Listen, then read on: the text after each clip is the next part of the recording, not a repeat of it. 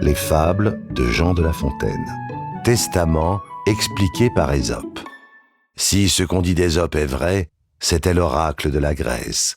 Lui seul avait plus de sagesse que tout l'aréopage. En voici pour essai une histoire des plus gentilles et qui pourra plaire au lecteur.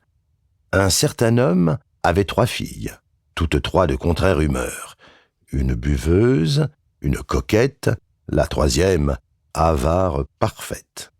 Cet homme, par son testament, selon les lois municipales, leur laissa tout son bien par portions égales, et donnant à leur mère tant, payable quand chacune d'elles ne posséderait plus sa contingente part.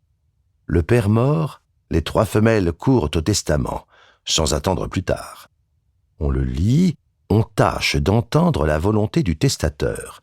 Mais en vain, car comment comprendre qu'aussitôt que chacune sœur ne possédera plus sa part héréditaire, il lui faudra payer sa mère.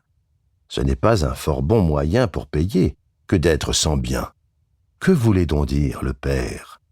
L'affaire est consultée, et tous les avocats, après avoir tourné le cas en 100 et 100 000 manières, y jettent leur bonnet, se confessent vaincus, et conseillent aux héritières de partager le bien sans songer au surplus.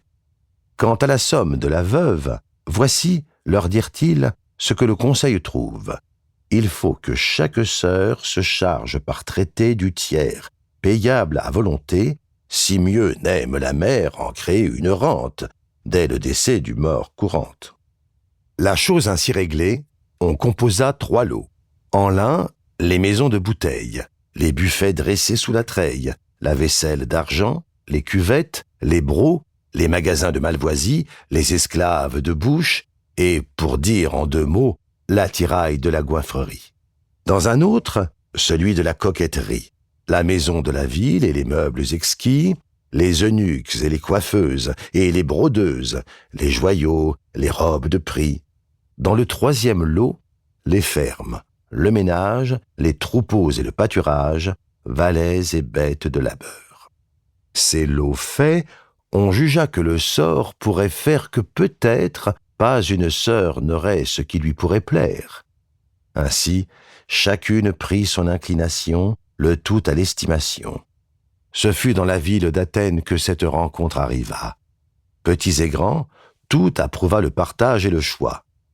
Ésope seul trouva qu'après bien du temps et des peines, les gens avaient pris justement le contre-pied du testament. Si le défunt vivait, disait-il, que l'Attique aurait de reproches de lui.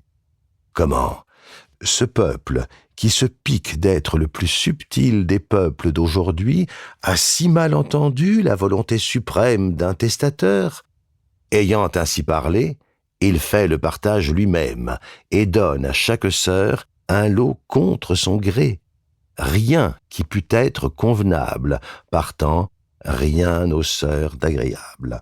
À la coquette, l'attirail qui suit les personnes buveuses. La biberonne eut le bétail, la ménagère eut les coiffeuses.